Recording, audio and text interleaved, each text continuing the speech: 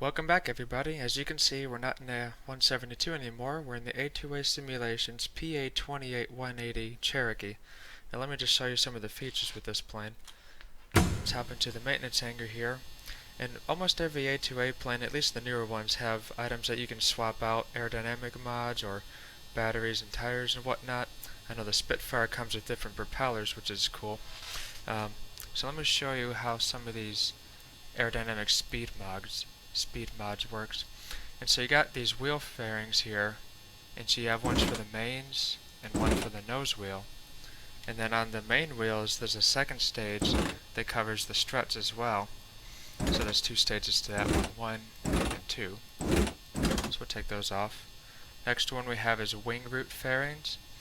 And so when you have two pieces of the airplane body that come together like this at a fairly sharp angle, you can read further in an aerodynamic section that this causes more drag. And so if you put these wing root fairings here, you can see how it smooths it out a bit, so there's an easier transition for the airflow. Then we have gap seals, which covers these gaps down here between the ailerons and the flaps, just like that. And you can see the flaps still work when you put those gap seals on. So those are pretty good too. There's also an engine heater kit in case you're trying to start the airplane in cold weather. You apply that for a little bit before trying to start.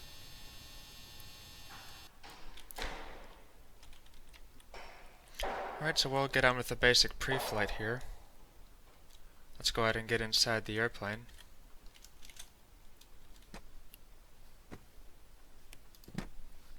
Okay, so in the cabin we'll release the belts for the control wheel. This is how Piper does their control wheel locks, at least for the Cherokees. You just release the seat belt. To put it back on, you pull back and roll right, click the seat belt, and you can let go. So there's the control lock. Take away this yoke, master switch on, fuel quantity gauges check. They're both full, at least according to the gauges. We'll check those later. And then master switch off. So we just did that just to check the gauges real quick. Make sure the ignition is off over here with the key. And then the flaps extend. 1, 2, 3. And as you can see, these are manual flaps as opposed to the electronic switch that the Cessna 172 had. So let's go to the next step. We're at the flaps. We're going to check the security. They're nice and tight. Check the actuator rod and to make sure all these pivot points are good. Checking the aileron points, the actuator rod. Right wing, disconnect tie down. Remove the wheel chocks, check for inflation, tread, safety pin. Drain the fuel, make sure it's light blue for 100 low lead, no water sediment at the bottom. Check the fuel level. Now, as you can see, we're pretty much full, but if you look down, you can see this tab right here. And if the fuel is down to the tab, you kind of see it ripple around it. If it fuel's down to the tab, if you read here, filler neck indicator 18 gallons. So everything, if it's at the filler level, right here it's 18 gallons. So that gives you a rough visual estimate of where the fuel is. So now we check the oil. We're just shy of 6 quarts, but we can do it with 5. And it's a nice tan color, which is good. Healthy oil, clean oil. Okay, we're making sure the oleo strut has enough distance on it, and it looks good, good condition. Tire has inflation, tread. Okay, right now this is checking the propeller, so we got to zoom out a bit to make sure you see the whole prop, make sure there's no major nicks. Then the next step is looking at the intake, making sure it's not blocked. Then we check the fuel, which is down here at this sample. Same thing, no water, no sediment, light blue for 100 low lead. Check the fuel on the left wing, the level, it's about full. Fuel sample on the left wing, that points right here. Wheel chocks, tire, inflation, tread, safety pin, check the brakes in the real world. Remove the tie down. And now over here, this is the Piper stall warning, and it's this little flap. And so as the airflow gets rough, it's going to push this flap up, and that's what causes the stall warning. So you want to make sure that moves. Okay, this is a combined pitot tube and static port. So we'll remove the cover. This is the pitot tube portion. This is the drain hole, And on the back of it, you can kind of see by this diagram, well, on the back of it is a little tiny hole, and that's where the static port is. Okay, now for the left wing aileron, these are the two hinges and the actuator rod. Making sure the flaps aren't wiggling too much, this is good. Making sure they're on the pivot points and the actuator rod is good. Take down that tie down, and then we have the trim tab hinges.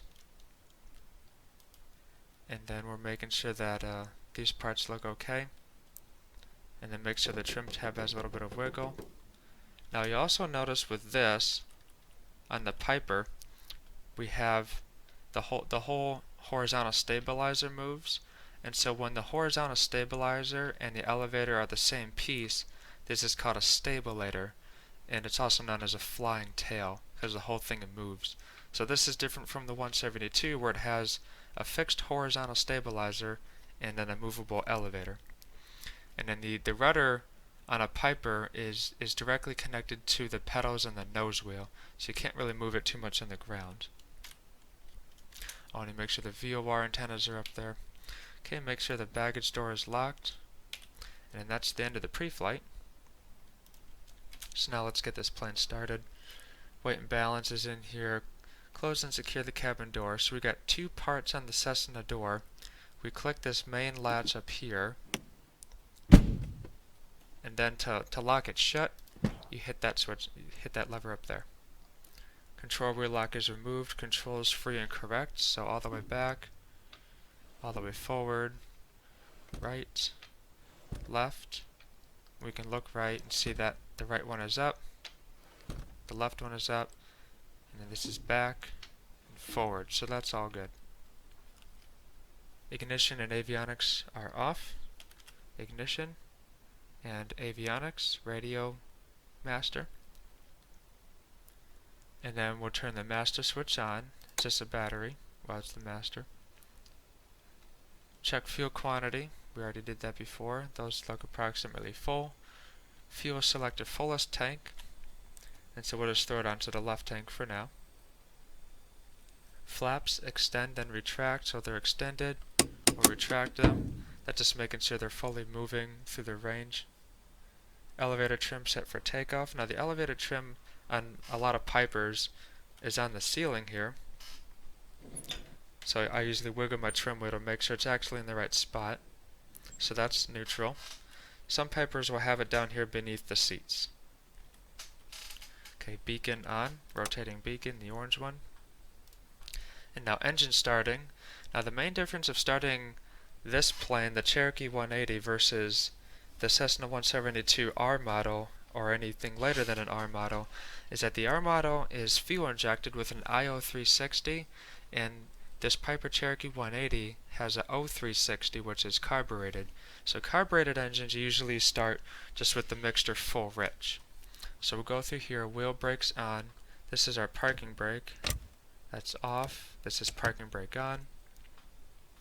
Carb heat is off. So with a carbureted engine, there's carburetor heat to make sure that the carburetor doesn't ice up because of a venturi that goes through there, and you can read more about carburetors in the Pilot's Handbook of Aeronautical Knowledge. Where we got carb heat control, it says pull for hot, so this would be carb heat on and off. So we want carb heat off. Fuel selector fullest tank, we did that. Master switch on, that's on. Electric fuel pump test. You're making sure that it's generating fuel pressure. And yes, it is supposed to sound like this. I remember when I first got into the first Piper I flew, I turned that on and I thought it was broken, but that's how it sounds. Okay, and so also different from the Cessna is we're not using the fuel pump to prime the engine. There's a manual primer right here. So now primer, 1 to 3 strokes. We got about 57 degrees. It's just about standard temperature. We'll do 2 strokes here. And make sure you lock it again by right-clicking or mouse wheeling forward. In the real world, if that comes out, you could flood your engine and it could run really rough or cut out. Alright, so now we have mixture rich, which we do. Throttle cracked. Area clear. Ignition to both. and then starter engage. And so this is one system where they have the ignition and the starter separated. So we can flick that to both, and then we'll hit this starter switch. So we make sure it's clear. We DL clear prop. You have this little window out here. You get a shut out there. Now we'll go ahead and start.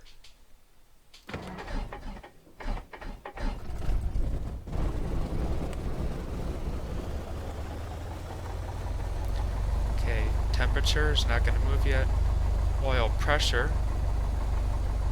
It's getting close to the green. It's got about 30 seconds to do so.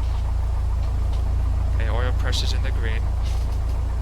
Check our fuel quantity. We can check the ammeter. Now in this ammeter, it just goes from 0 to about 40, I think that is, at 40.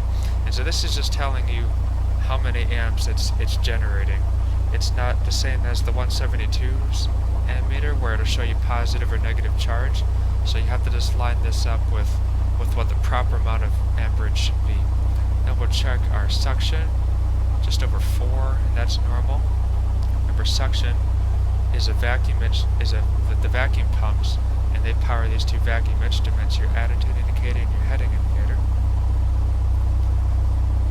So then once we get the engine started, pressure's in the green, we'll get up to 1,000 here, or slightly above, and then we're going to pull the mixture out about halfway until it burns rough. And we'll push it back in a bit to make it happy. So that makes sure we don't foul the spark plugs.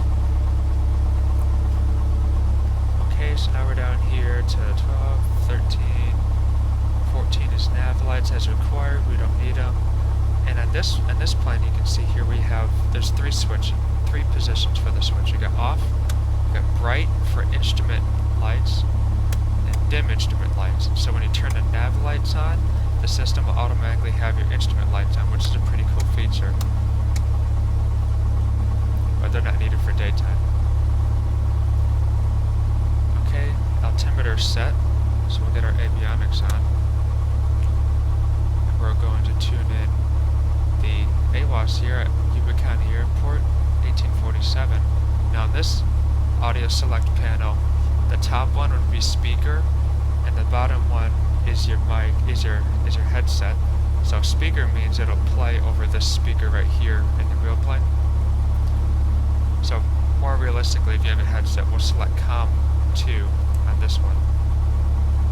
Kilo, Mike, Yankee, Victor, automated weather observation, 1756, Zulu, wind, 115, and niner, visibility greater than 20 miles, sky condition, feeling 6,000, broken, temperature, 14 Celsius, dew point, 13 Celsius, altimeter, 2985. Turn that off. So 2985, 298, 246, there's about 5, about halfway through. That's about 50 feet, that's about the elevation here. And the other thing, if you noticed, I put in the wind direction up here on your OBS, and there's 115. Whatever runway, you list all the runways your airport has, and whatever runway falls into this upper hemisphere is the one you usually want to take. So the two main runways here is 14 and 32. So with 115 at 9, we're going to take runway 14 today. So that's another little trick just to help you figure that out sometimes.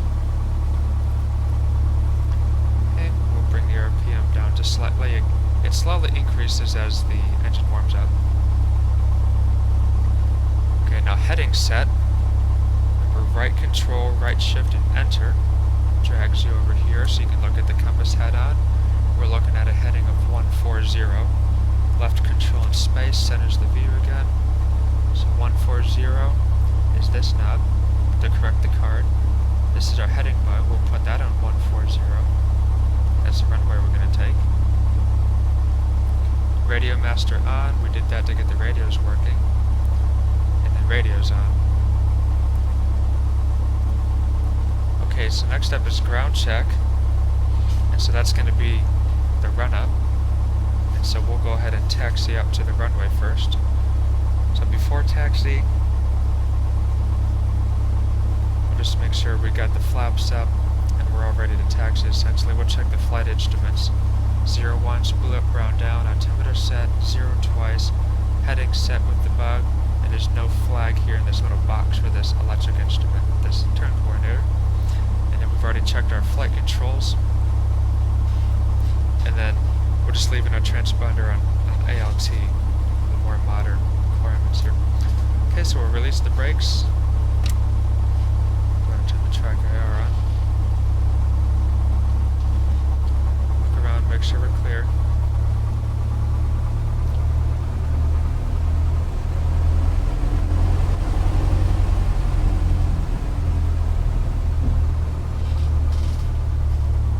I really like the old look of this Cherokee 180. Left and right. A lot of people say it has more character, and it feels like that too. It's really cool. So as we're taxiing, we can check our turn instruments here. Slow down a little bit. So we'll go to the left. We got left wing down, bow to the right. We're getting lower numbers. Right wing down, bow to the left. Getting higher numbers on the heading. So that's how working right. Let's get back up to 1,000 and get going.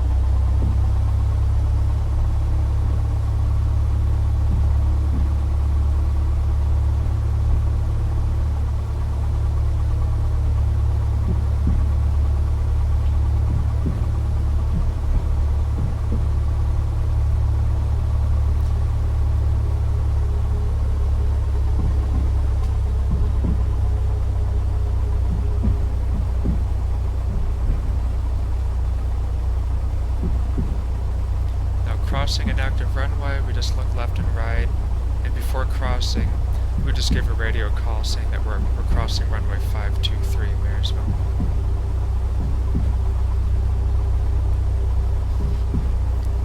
And then for the sake of the video, I am taxiing a little fast. Rearward, you're going to want to taxi a little bit slower.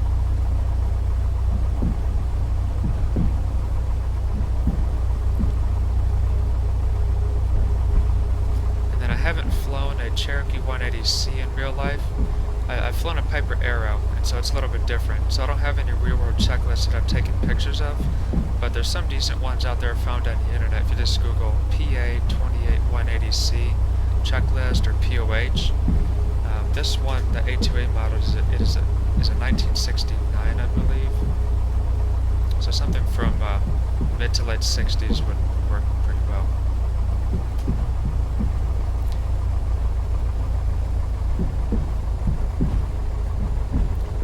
So we're coming up here to runway 14, and we're just going to pull to the side to do our run up.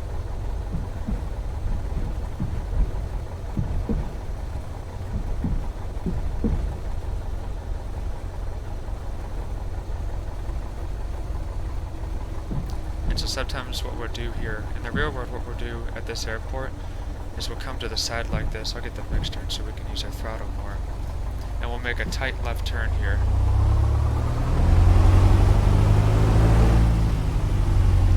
And so I've done right. You can get it so you leave enough room in front of you so some guy could pass in front if they wanted to. Doesn't always work out too well, but it usually does. So I'll set the parking brake. And these GA planes, you don't have to hold the brakes and pull them. Not in the sim, you do in real life. Okay. So now with our ground check, we got the mixture ready so we can do the run up. We'll do throttle to 2,000. We'll get our headset plugged in. That's right here on this plane. So 2,000 RPM.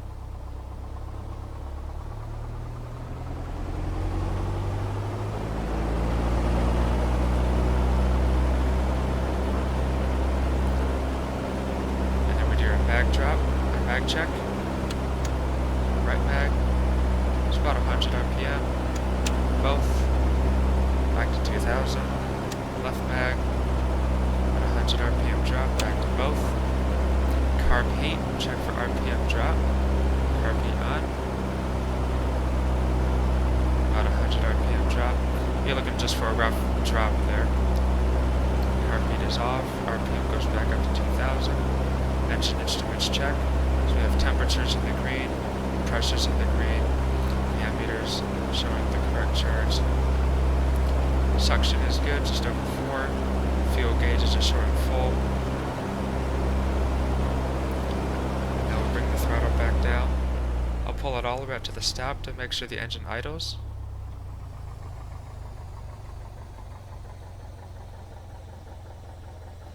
Which it is doing. We'll bring it to 1,000.